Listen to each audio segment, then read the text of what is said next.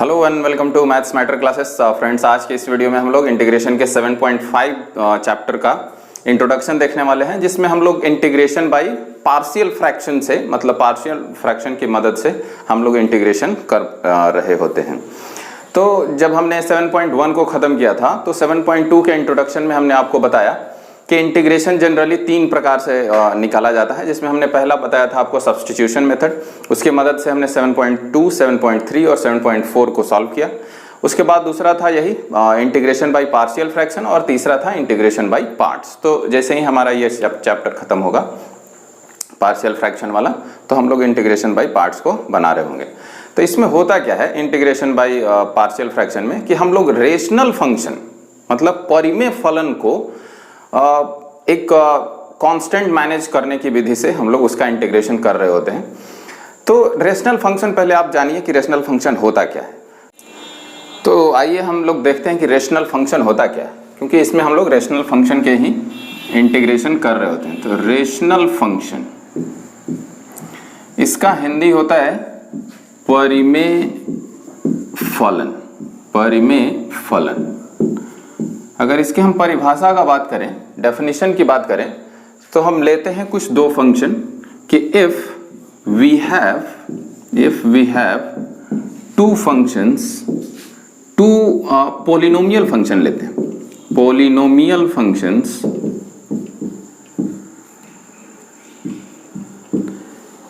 p of x and q of x, मतलब हमारे पास दो पॉलिनोमियल फंक्शन हो, यदि एक p ऑफ x हो और दूसरा q ऑफ x हो, देन ये जो रेशनल फंक्शन है, rational function is defined by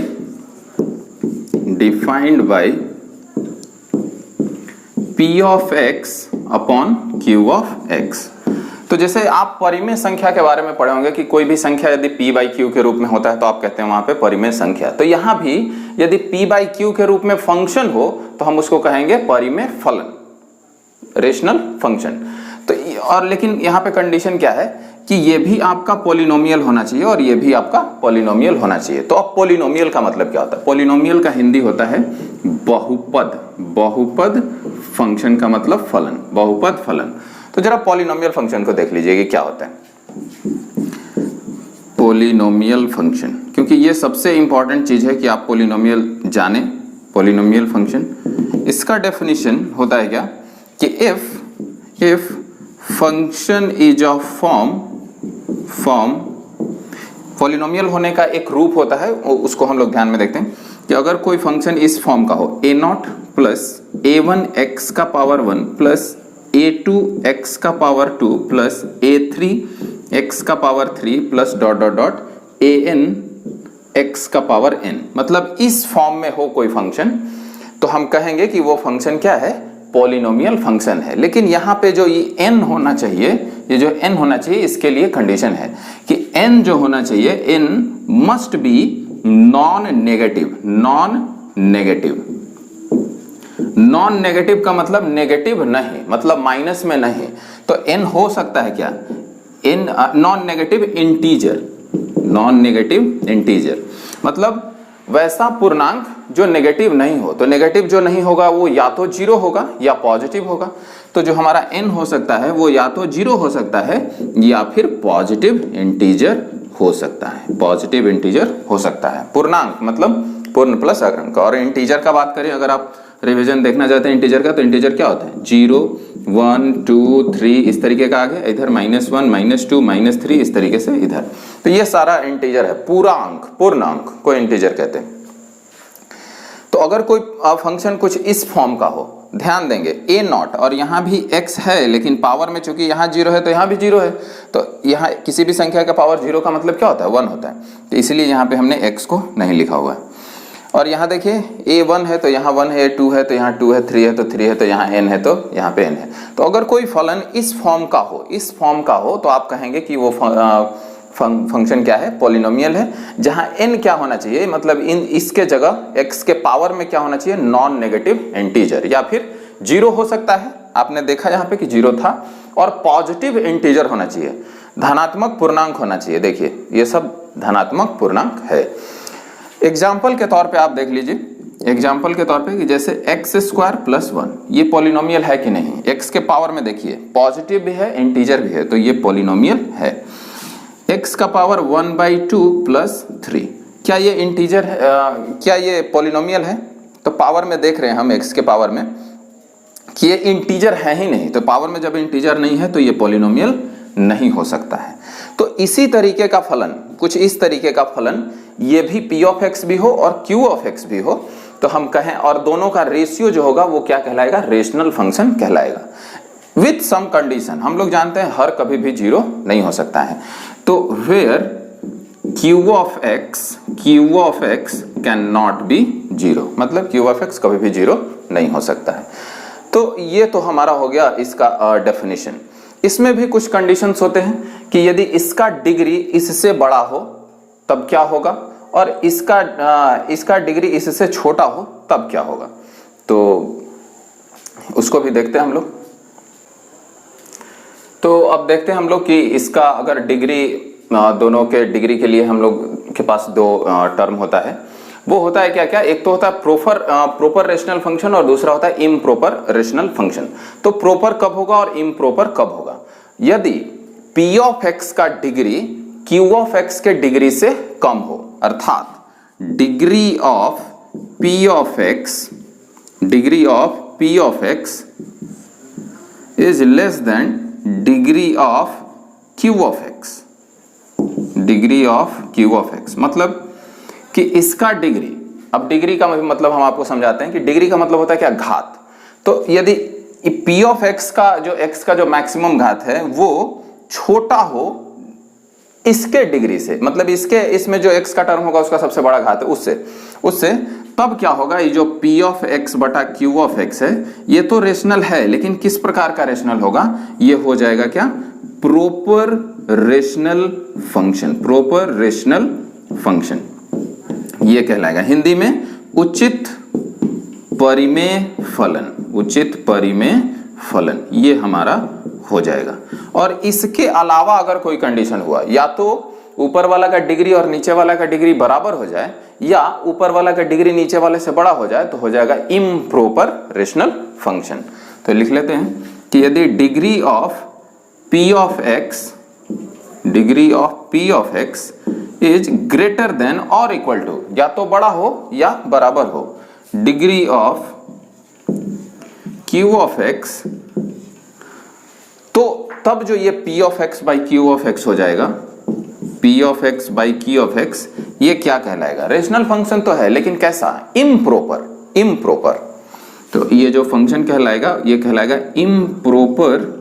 improper rational function, improper rational function. Hindi में क्या कहते हैं इसको? विषम परिमेय फलन, विषम परिमेय फलन। ये जो इंटीग्रेशन बाय पार्शियल फ्रैक्शन जो हम लोग चैप्टर पढ़ने वाले हैं उसमें हम लोग प्रॉपर रेशनल फंक्शन को ही एक कांस्टेंट मैनेजिंग के विधि से हम लोग इंटीग्रेशन कर पा रहे होते हैं। तो पहले आप ये समझ लीजिए, जहां तक डिग्री का बात है तो देखिए डिग्री को समझ लीजिए। यहाँ पे जैसे मान लीजिए कि p ऑफ x का मान दे दिया x स्क्वायर प्लस 1 और q ऑफ x का मान दे दिया x प्लस 1, तो p of x by q of x कुछ इतना हो जाएगा ना, हो जाएगा। तो आप देखिए इसमें जो x का टर्म है उसमें सबसे ज्यादा घात किसका है, कितना है? तो x का घात सबसे ज्यादा कितना है? 2 है, तो इसका डिग्री क्या हो गया? 2 हो गया। नीचे वाले का x का जो सबसे ज्यादा घात है वो क्या है? 1 है, तो इसका डिग्री क्या हो गया? 1 हो गया। तो ऊपर वाला का डिग्री नीचे वाले के डिग्री से बड़ा हो गया ना, तो बड़ा हो गया तो इसमें आएगा, तो बड़ा हो जाएगा। तो ये क्या कहलाएगा? इम्प्रॉपर रेशनल फंक्शन, विषम परिमेय फलन। और यदि हम यही कह दें कि p ऑफ x, इसके एग्जाम्पल में ले लीजिए, यदि हम p ऑफ x को कह दें x प्लस 1 और q ऑफ x को कह दें x स्क्वायर प्लस 1, तो देखिए ऊपर वाला का डिग्री 1 नीचे वाले का 2, तो ऊपर वाले का डिग्री नीचे वाले की डिग्री से छोटा है, तो ये क्या कहलाएगा? Proper rational function. और इसी प्रकार के फंक्शन को ही हम लोग इंटीग्रेशन बाय पार्शियल फ्रैक्शन में सॉल्व कर पा रहे होते हैं। और इसमें हमारा जो एग्जाम्पल हो जाएगा वो क्या हो जाएगा, एक्स स्क्वायर प्लस 1 ऊपर और एक्स प्लस 1 नीचे हो जाएगा। अब देख लीजिए ऊपर वाला का डिग्री नीचे वाले के डिग्री से बराबर है, या फिर ऐसे भी हो सकता है कि एक्स प्लस 3 और बटा में एक्स प्लस 1, देखिए दोनों का डिग्री क्या है, बराबर है।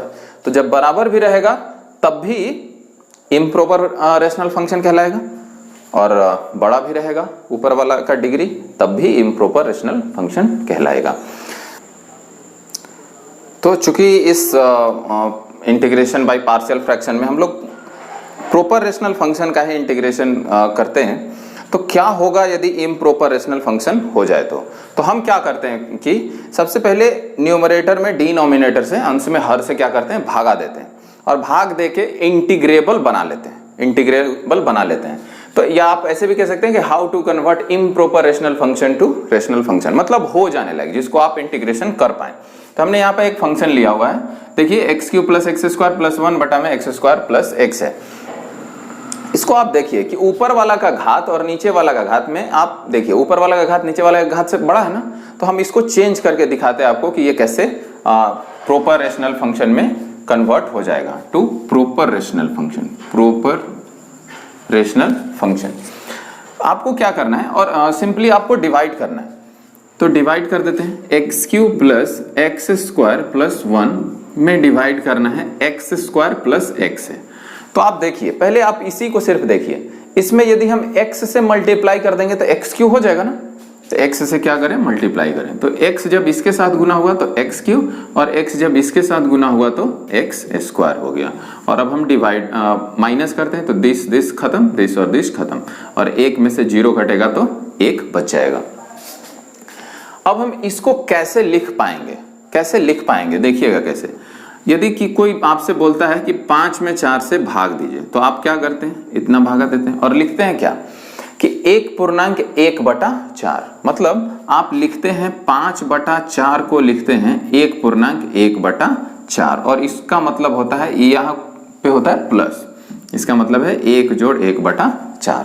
तो इसी विधि से हम इसको भी लिख देते हैं, this upon this can be written as x पूर्णांक 1/this, x पूर्णांक 1/x स्क्वायर प्लस x, और चूंकि यहाँ पे प्लस होता है तो यहाँ पे प्लस का सिंबल लगा देंगे। तो आप देख पा रहे हैं कि इम्प्रॉपर से प्रॉपर हो गया, या फिर प्रॉपर ना भी हो रहा हो तो कम से कम ऐसा हो जाना चाहिए जिसका आप इंटीग्रेशन निकाल पाए। तो यही हमारा आगे का कॉन्सेप्ट रहेगा। तो आइए देखते हैं कि अगर कोई रेशनल फंक्शन है तो उसको हम पार्शियल फ्रैक्शन के रूप में कैसे लिखें, और उसके कांस्टेंट को निकाल के आगे इंटीग्रेट होने के लायक उसको हम लोग लिखें। उसका हम लोग टिप्स देखते हैं क्या, कि यदि कोई फंक्शन px प्लस q हो बटा में x माइनस ए इंटू एक्स माइनस बी, जहां a और b बराबर नहीं होना चाहिए, मतलब ये कोई द्विघात समीकरण फैक्टराइज होके आया है, तो इस तरीके का हो अगर फंक्शन, तो आपको क्या करना है, ये दोनों जो है इसको अलग अलग लिख लेते हैं, और ऊपर में एक कांस्टेंट, यहां भी एक कांस्टेंट। अब ये कांस्टेंट कैसा होगा ये आपको सोचना है। आप सोचिए कि x माइनस ए का यदि आप डिफरेंशिएशन निकालें तो निकालेंगे तो कैसा होगा, लीनियर फंक्शन ये दोनों है, लीनियर फंक्शन का डिफरेंशिएशन क्या होता है, कांस्टेंट होता है, नहीं होता है। जैसे आप मान लीजिए कि x प्लस 1 है तो इसका डिफरेंशिएशन क्या आएगा, 1 आएगा ना, तो 1 एक प्रकार का क्या है, कांस्टेंट है, मतलब कि नीचे वाले का डिफरेंशिएशन का फॉर्म, मतलब अननोन कांस्टेंट ऊपर में हम लोग सब्स्टिट्यूट करते हैं, रखते हैं। सेम कहानी यहां भी, चूंकि ये लीनियर फंक्शन है तो इसका डिफरेंशिएशन क्या आएगा, कोई कांस्टेंट आएगा, तो यहाँ पे कांस्टेंट रखा हुआ है। वैसे ही यहाँ पे जरा देखिए कि px प्लस क्यू बटा में x माइनस ए का होल स्क्वायर है। यहाँ पे आपको ध्यान देने योग्य बात होता है क्या, कि एक बार बटा में x माइनस ए रखेंगे, दोबारा भी x माइनस ए का होल स्क्वायर पूरा रखेंगे। चूंकि ये लीनियर है तो ऊपर में a, और यहां भी स्क्वायर के अंदर वाला वो देखना है कि चूंकि ये लीनियर है तब भी यहां भी क्या है, कांस्टेंट है, b है। अब देखिए कि px square plus qx plus r है, तो x माइनस b है, तो तीनों को अलग अलग लिख देंगे। तीनों चूंकि लीनियर है तो इसके ऊपर में कांस्टेंट अलग, इसके ऊपर में कांस्टेंट अलग, और इसके ऊपर में कांस्टेंट है। ऐसा लिखने से क्या होता है कि हर का डिफरेंशिएशन अंश में सेट हो जाता है, या अगर नहीं भी हुआ तो हम लोग थोड़ा सा अपना दिमाग लगा के वहां पे मैनेज कर लेते हैं और उसका आप इंटीग्रेशन लगा पाते हैं। ए बी सी कांस्टेंट का मान निकालना होता है, जिसका हम आपको सबसे आसान तरीका बताएंगे और आप मात्र 1 से 2 लाइन में डायरेक्ट आंसर वहां से ए बी सी का मान निकाल पा रहे होंगे। किताब वाला मेथड को हम लोग अवॉइड करेंगे, वो थोड़ा लेंदी बताता है।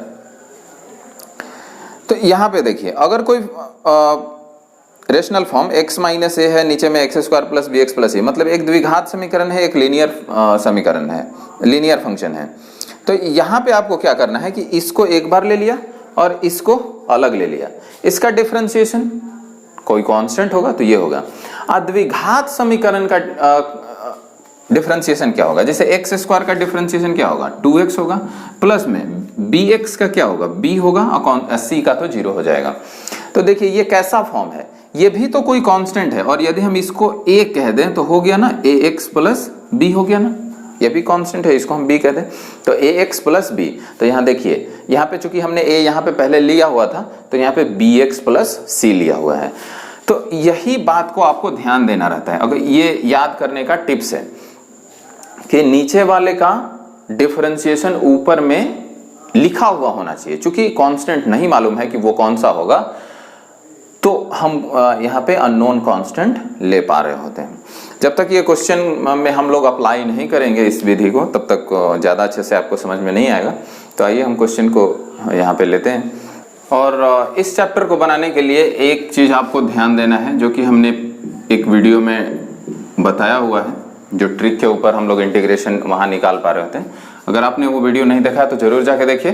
फिलहाल यहाँ पे जो इस चैप्टर में जो सबसे ज़्यादा यूज होने वाला है वो इस प्रकार का होने वाला है कि यदि कोई फंक्शन डिनोमिनेटर में हो और इसका डिफरेंशिएशन ऊपर में हो, और पूरा का इंटीग्रेशन निकालना है एक्स के रूप में, एक्स के रेस्पेक्ट में, तो ये जो पूरा का इंटीग्रेशन हो जाएगा क्या?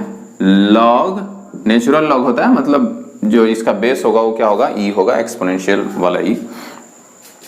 तो हो जाएगा ये पूरा का इंटीग्रेशन लॉग मॉड नीचे वाला, तो नीचे क्या है? एफ ऑफ एक्स है, और प्लस में एक इंडेफिनिट कांस्टेंट सी। एग्जांपल भी हम आपको बता देते हैं, और ये बात आपको हमेशा ध्यान रखना है। देखिए जैसे 1/x है और इसका इंटीग्रेशन, तो ये तो आप याद किए होंगे कि इसका होता है ln mod x, log mod x या ln x। तो देखिए क्या इसी के फॉर्म का नहीं है? यदि हम इसको fx कह दें तो इसका डिफरेंशिएशन ऊपर में है ना, x का डिफरेंशिएशन क्या होता है? 1 होता है। तो ये जो पूरा है इसका इंटीग्रेशन क्या हो जाएगा? log mod नीचे वाला, मतलब x प्लस में c। वैसे ही यहाँ पे देखिए, जो आप जानते हैं cot x का, cot x dx का, cot x को हम क्या लिख सकते हैं? cos x upon sin x। तो sin x का डिफरेंशिएशन cos x नहीं होता है, नीचे वाले का डिफरेंशिएशन ऊपर में है ना। तो ये जो पूरा है उसका इंटीग्रेशन क्या हो जाएगा? log mod नीचे वाला, मतलब sin x, प्लस में एक इंडेफिनिट कांस्टेंट c। तो ये चीज आपको हमेशा इस चैप्टर में पूरा का पूरा यूज होने वाला है, तो आप इसको ध्यान में रखेंगे, कॉपी पे नोट डाउन कर लीजिए जितना भी हम आपको बता रहे हैं, ट्रिक्स और टिप्स भी। तो आपको पूरा एक नोट्स भी तैयार हो जाएगा अगर आप पूरा कंप्लीट सीरियल वाइज देख रहे हैं तो आइए देखते हैं। अच्छा, इस क्वेश्चन में ये थोड़ा ज़्यादा आसान हो जा रहा है, तो इस क्वेश्चन में आप अपना दिमाग लगा के भी बना सकते हैं। तो अगर हम इसमें दिमाग लगाते तो देखिए क्या होता है, और जब हम पार्शियल फ्रैक्शन लगाएंगे तब भी क्या होगा वो भी देखिए। ऊपर में है 1 बटा में x प्लस 1, यहाँ x प्लस 2। तो क्या हम 1 के जगह x plus 2 minus x plus 1 लिख सकते हैं? नहीं लिख सकते हैं। इसमें से ये घटाएंगे तो x कट जाएगा, 2 में से 1 घटेगा तो क्या आएगा? 1।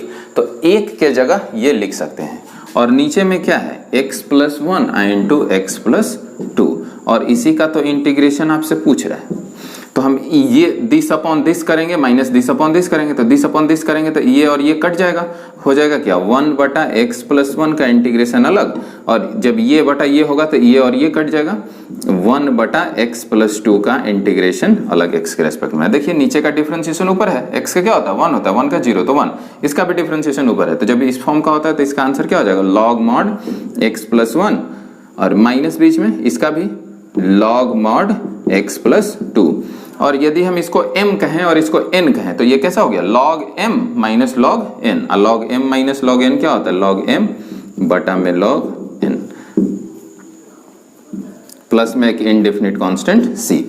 तो इस तरीके से हम लोग बना लेंगे। लेकिन होगा क्या कि इसी तरीके का क्वेश्चन हर जगह नहीं रहेगा, क्वेश्चन में थोड़ा वैरायटी आएगा। कठिनाई आएगा। तो उसके लिए आपको कांस्टेंट मान के, जो आपको चार्ट पीछे बताया गया, वहां से आपको क्वेश्चन को हल करना है उस फॉर्म में लिख के। तो आइए देखिए पार्शियल फ्रैक्शन के हिसाब से। तो according to partial fraction, according to partial fraction we can write हमारे पास फंक्शन क्या है, 1 by x plus 1 into x plus 2, 1 by x plus 1 into x plus 2। तो हमने आपको क्या बताया, हमने आपको बताया कि नीचे यदि दो को लीनियर फंक्शन है तो दोनों को अलग अलग लिख लीजिए, एक्स प्लस 1 को यहाँ और एक्स प्लस 2 को यहाँ, ऊपर में भी कुछ होगा, दोनों के बीच में प्लस। चूंकि ये लीनियर है तो इसका डिफरेंशिएशन कोई कांस्टेंट होगा, मालूम नहीं है, इसके लिए तो मालूम है, लेकिन वैसा कांस्टेंट लेना होता है जो इसी के बराबर हो जाए, तो उसके हिसाब से हमको मालूम नहीं है। तो हम यहाँ पे a लगा देते हैं और यहाँ पे b लगा देते हैं। अब हमको क्या करना रहता है कि प्रोसीड करना रहता है, इसको आगे बढ़ाना है और a और b का मान निकालना है। तो ये जस का तस बढ़ेगा, ये इसको कहते हैं एज इम्प्लाइज। एज इम्प्लाइज का मतलब क्या, देखिए अगला लाइन लिखेंगे तब हम आपको बताते हैं।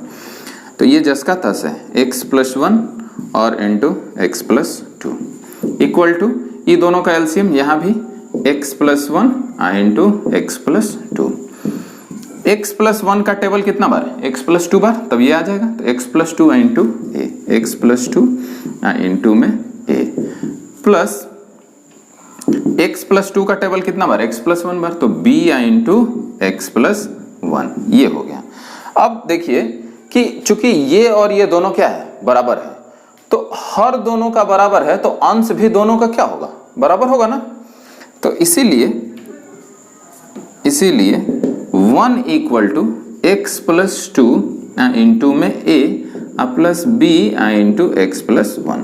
जहां तक रहा इस एज इम्प्लाइज का बात, तो हमने आपको बताया कि ये एक स्टेप है, इसके बाद हमने एज इम्प्लाइज दिया और ये स्टेप दिया। इसका मतलब क्या होता है कि यदि ये सही है तो ये भी क्या होगा, सही होगा। उसी को क्या कहते हैं, एज इम्प्लाइज कहते हैं, हिंदी में या तो, हिंदी में क्या कहते हैं, या तो कहते हैं। तो यही इसका मीनिंग है। तो आप लिखते तो होंगे, लेकिन अगर जिनको मालूम नहीं है मतलब, तो वो जान लीजिए कि इसका मतलब होता है एज इम्प्लाइज। अब देखिए, और ऐसा भी पढ़ सकते हैं कि अगर ये सही है तो ये भी क्या होना चाहिए, सही होना चाहिए। तो उस तरीके से यहाँ पे देखेंगे। अब यहाँ से कांस्टेंट निकालना है, a और b को निकालना है। तो जो बुक में मेथड दिया हुआ है उसको हम साइड करते हैं, अगर कहीं किसी क्वेश्चन में जरूरत पड़ा तो देखा जाएगा, नहीं तो हमारे पास एक आसान विधि है, पुटिंग वाला विधि।